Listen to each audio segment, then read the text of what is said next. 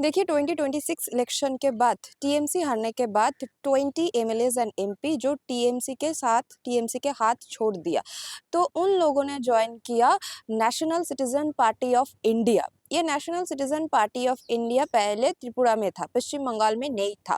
तो पश्चिम बंगाल में ये जो टीएमसी छोड़ दिया 20 एमएलएज और एमपी, ये लोग ज्वाइन किया national citizen party of India.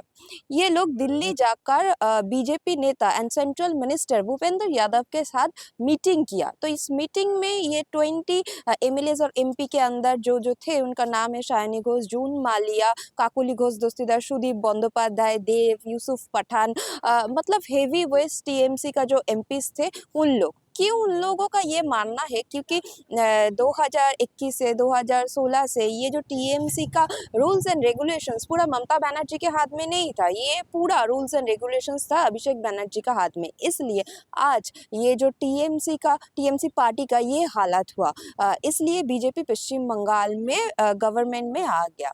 इसलिए ये जो पार्टी है ये पार्टी ज्वाइन किया टीएमसी का जो 20 एमपीज और एमएलए है ये लोग।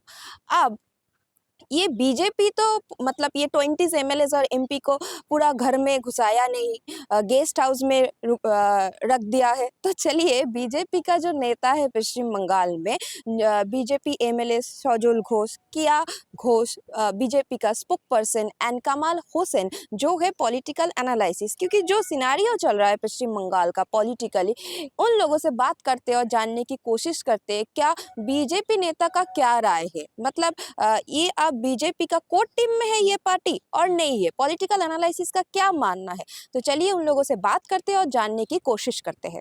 दीदी, ये जो national citizen party of India है पश्चिम बंगाल में, तो 19 to 22 एमपीज फ्रॉम टीएमसी, तो आपको क्या लगता है बीजेपी के साथ है या बीजेपी के विरुद्ध है? मतलब आप लोगों का क्या मानना है इस विषय में?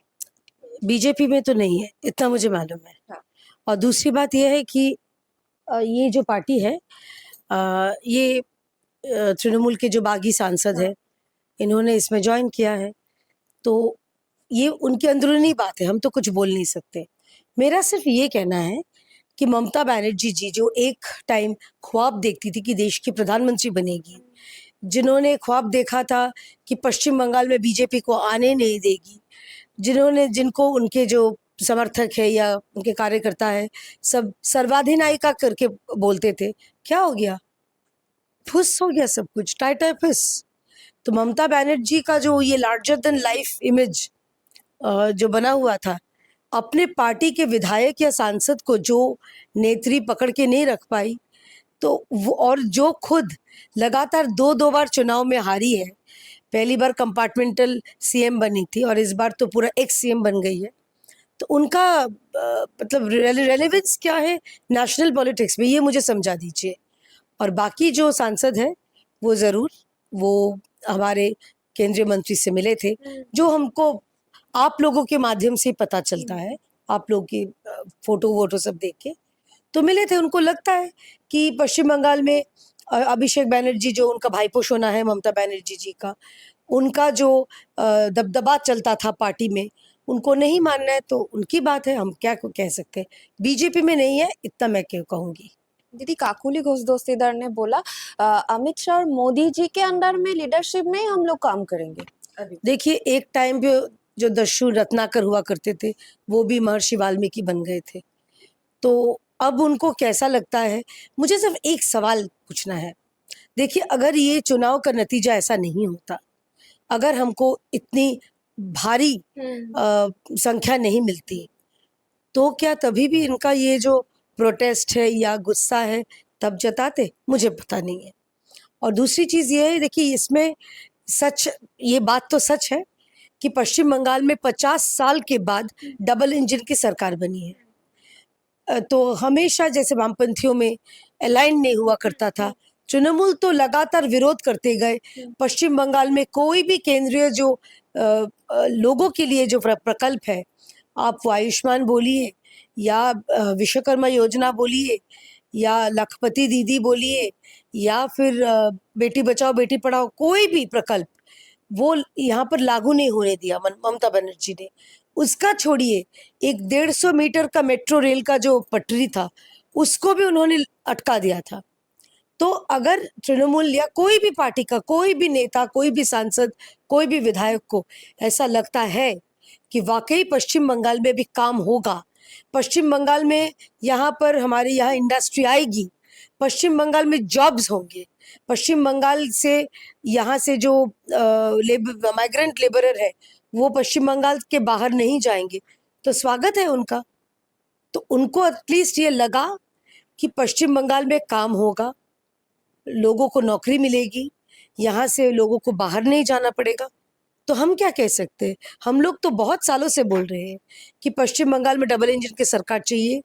हमारे आदरणीय प्रधानमंत्री जी और आदरणीय मुख्यमंत्री जी, इनके नेतृत्व में पश्चिम बंगाल में जो सही पटरी पे ये सरकार चल रही है, अगर उनको लगता है इसमें शामिल होना चाहते हैं तो स्वागत है। क्योंकि दीदी पिछले 15 सालों से ये जो सायोनी घोष, काकुली घोष दस्तीदार, देव सायोनी, हाँ, तो ये लोग ये एजुकेशन स्कैम जो हुआ, हेल्थ स्कैम जो हुआ, वो टीएमसी के अंदर ही थे। तो आप विरुद्ध किसके विरुद्ध में है? मतलब आज जो ये बोल रहा है किसके विरुद्ध में बोल रहा है? तब तो वो लोग टीएमसी में ही था, अब किसके विरुद्ध लड़ाई है इन लोगों का? तो ये पहले बताना चाहिए था। मैं तो सबसे ये बात पूछ रही हूँ, अगर आप लोग को मालूम था कि इतना घोटाला हुआ है तृणमूल के जमाने में, आप लोग तब मुंह क्यों नहीं खोले? आप लोग तब इसको प्रोटेस्ट क्यों नहीं किया? तभी करना चाहिए था। पर कोई नहीं, देर आए दुरुस्त आए। हमारा दिल बड़ा है, इतना कह सकती हूँ कि हमारे यहाँ अगर कोई ऐसा लगता है कि वो तृणमूल से अलग होके वो सोचते हैं कि किसी के खिलाफ जो शिवलिंग को जो गंदा चीज पहनाया या कोई घोटाले में किसी का नाम जुड़ गया है, उससे बच नहीं पाएंगे।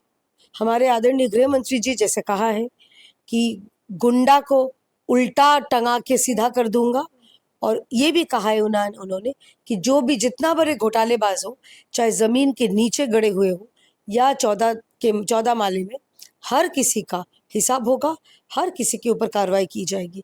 अब देख रहे हैं पुष्पा तो फुसपा हो गया, हाफ पैंट पहन के अभी उसका लोगों को माफी मांगने लगा है। बहुत जल्द मैं आशा रखती हूँ, पश्चिम बंगाल की जनता होने के नाते आशा रखती हूँ कि ममता बनर्जी का जो उनका भतीजा है भाईपो मुनि, उनको भी कितने जो दुष्कर्म किए हैं उनको भी अपनी पाप की सजा मिले, और हाफ पैंट पहना के पुलिस या कोई भी जो है सीआईडी हो चाहे पुलिस हो ऐसे घुमाए, तब लोगों के दिल में थोड़ा शांति पहुंचेगी। दादा, एनसीपीआई को लेकर आपका क्या राय है? क्योंकि वहाँ पर जो एमएलए और एमपी से सब लोग तृणमूल से ही आए हैं। अरे दूर, वही सब पार्टी बड़ा बाजार में बहुत मिलता है रे भाई, खरीद लो और अपने नाम में चलाओ। जैसे कंपनी मिलता है कि आपको आज ही एक कंपनी चाहिए, फॉर्म करना है, बिजनेस करना, आज ही से करना है, तो रेडीमेड कंपनी, वैसे रेडीमेड पार्टी कुछ आदमी बना के रखता है। हाँ, अरे उतना दूर काहे गया, ये तो जनता की पार्टी था ना, वो हमारा हुमायूं कबीर का, तो उसको ले लेता, खरीद लेता। ऐसा कुछ आदमी है जो पार्टी बना के रखते हैं बेचने के लिए, वैसा कोई पार्टी खरीद लिया, अभी रेडीमेड पार्टी, चलो हो गया। तो काकुली घोष दस्तीदार ने बोला अमित शाह और मोदी जी के लीडरशिप में आप हम लोग काम करेंगे। यार उसको और कोई रास्ता क्या है भाई? देखो, मरने के बाद तुम हिंदू हो तो तुमको जला दिया उन्हें शमशान में जाना है, अगर तुम मुसलमान हो तो तुमको मिट्टी में मिलना पड़ेगा। ऐसे तुम अभी आज का डेट में बंगाल का पॉलिटिक्स करोगे तो आप किसके हाथ पकड़ोगे, किसके साथ चलोगे? लेकिन ऐसा नहीं है कि आप कुछ गलत काम करोगे तो गलती माफ हो जाएगा, ऐसा भी नहीं है, मैं ये बता देता हूँ। नहीं दादा, जब ये लोग टीएमसी में था तब एजुकेशन, हेल्थ मिनिस्ट्री में बहुत सारे स्कैम हुआ। अभी सब चलेगा और पकड़े भी जाएगा तो अरेस्ट होगा। अभी ये लोग अधिकार का बात कर रहा है, ये जून माल्या, देव, शताब्दी राय, ये सब बड़ा बड़ा बात है, नेता लोग करेगा, हमें इसके बारे में जानकारी भी ज्यादा नहीं है। आपके माध्यम से मैंने पहला सुना ऐसा एक पार्टी का नाम, इसके बारे में कोई जानकारी भी नहीं है। बीजेपी के साथ ये पार्टी रहेगा पश्चिम बंगाल में? बीजेपी के साथ कैसे रहेगा, नहीं रहेगा, वो नेता लोग तैयार करेगा, डिसाइड करेगा, मुझे नहीं लगता है रहेगा। जैसे कि आपका इंडी में, यहाँ पर सब आपस में लड़ते हैं, दिल्ली में सब आपस में चलते हैं, तो ऐसे भी हो सकता है, मुझे नहीं पता। तृणमूल कांग्रेसेर एमएलए एवं एमपिरा भेंगे चूरे एकेबारे माटिर संगे मिशे गेल। তারা নতুন যে মানে অনামী একটা দল, সেই দলের সঙ্গে মিশে যাচ্ছে। প্রকৃত কারণটা কি? কারণ এই দল, সূত্র মারফত শোনা গেছে, এই দল মানে আরএসএস এর একটা ঘনিষ্ঠ দল, সূত্র মারফত জানা গেছে। তার ফলেই তৃণমূলের এই লিডারগুলো এরা ভাবছে যে আমরা নতুন দল করে তো আমাদের তো আর যে চুরি চামারি করেছিলাম সেখান থেকে তো আমরা রেহাই পাবো না, তাহলে বলেন আসামের এই অনামী এই দলটার সঙ্গে আমরা মিশে যাই, অন্তত পক্ষে আমাদের পিঠটা বাঁচবে এবং আমাদের জেল জরিমানাটা হবে না। এবং এই যে কজন এখান থেকে ওখানে চলে যাচ্ছে তার কারণ এরা দেখাতে চাচ্ছে যে আমি মমতা ব্যানার্জি অভিষেকের দুর্নীতির প্রতিবাদ করছি। তো এতদিন আপনারা কোথায় ছিলেন? আমি তো সরকারিভাবে যখন মুখপাত্র করলো তৃণমূল কংগ্রেস, তখন তো আমি মাত্র 15 দিন ছিলাম, দিয়ে প্রতিবাদ করে চলে এসেছিলাম। আপনারা তখন কোথায় ছিলেন? আর এদের অধিকাংশ জন বলা বাহুল্য যেটা ধান্দাবাজ। তোমরা এক দল থেকে আরেক দলে যাচ্ছি কি করে? আমি এমপি থাকলাম, আমি এমএলএ থাকলাম, কোনো অসুবিধা নেই, কিন্তু দল বেঁধে অন্য দলে যাচ্ছি, অন্য দলের সঙ্গে মিশে যাচ্ছি, বিজেপির সঙ্গে আমরা এক হব, তাহলে ঠিক আছে। একটাই কারণ, যাতে আমাদের উপরে এনআইএ না চাপায়, আমাদের যে কোনো ধরনের ইডি সিবিআই যাতে না থাকে, কারণ প্রত্যেকেই কিন্তু র্যাডারে আছে। সায়নী ঘোষ সেও র্যাডারে আছে, সে এখনো পরিষ্কার করে বলছে না অভিষেকের সঙ্গে তার সম্পর্কটা কি, ওই ফ্ল্যাটটা কোন সায়নী ঘোষের, সে বিতর্কে না গিয়ে সে চলে গেল, ওই দলের মধ্যে চলে গেল, এবং আস্তে আস্তে সবাই কিন্তু ওই দলের মধ্যে যাচ্ছে। তার একটাই কারণ যে পাপের ভান্ডার আমাদের পূর্ণ হয়ে গেছে, এবারে আমরা কি করব, কোথায় যাব? তাই অন্তত পক্ষে যদি একটু রেহাই হয়, বিজেপির হাতে পায়ে ধরে যদি একটু রেহাই হয়, তাহলে অন্তত পক্ষে আর কিছুদিন করে কেমনে খেতে পারবো বা থাকতে পারবো। সুতরাং এদের ভবিষ্যৎ অনিশ্চিত। এই তৃণমূল কংগ্রেস বিদায় নেওয়ার পর এদের ভবিষ্যৎ অনিশ্চিত, এবং যে দলে যাবে কেন সেই দলটাকে আরো অনিশ্চিত করবে, এবং এরা নিজেরা আর বাঁচতে পারবে না, বাঁচার কোনো অপশন নেই। এদের ইডি সিবিআই হলে প্রত্যেকে কিন্তু এরা তিহার জেলে যাবেই, এটা একেবারে নিশ্চিত।